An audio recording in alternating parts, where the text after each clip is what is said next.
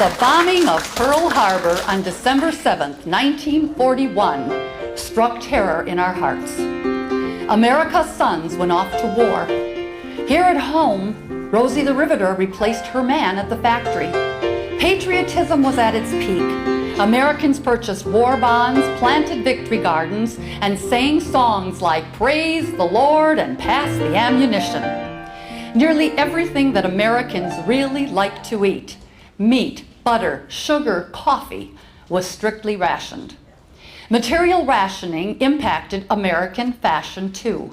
Suits became very popular, reflecting America's serious attitude toward winning World War II. When her fellow came home on furlough, perhaps she met him at the train station wearing a 40 suit. If she were to become his bride, a suit may have been her wedding dress. He, of course, would proudly wear his military uniform. Welcome Joan in one of those beautiful 40 suits.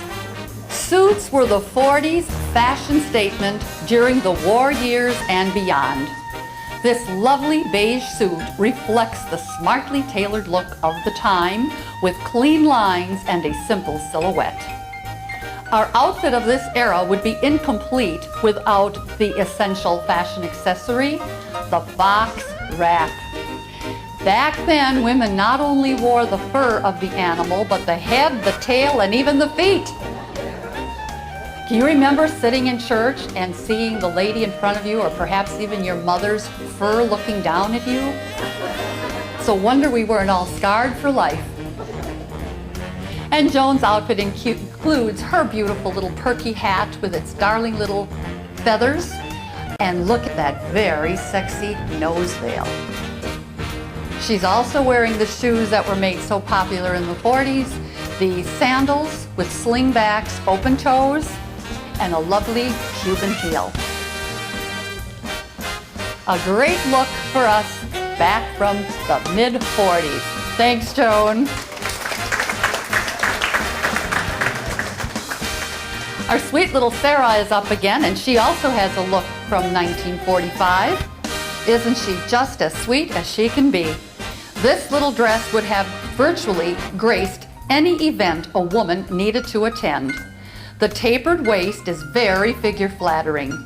During the 40s, French designer Christian Dior cinched the waist and emphasized the hips. This green velveteen dress with black vertical stripes is a showstopper. It's also trimmed with a black velvet Peter Pan collar and cuffs and features little black velvet buttons down the front. Sarah has selected a lovely black velvet hat, and look at her wonderful shoes as well.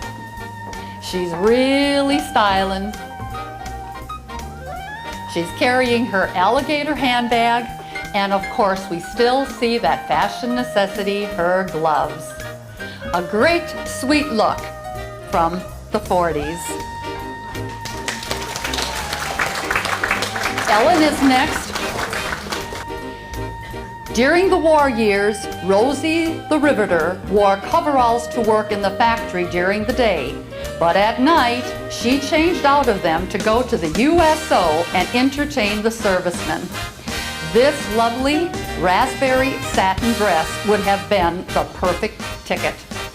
Dresses back then very often featured a zipped up front, as is shown in Ellen's garment.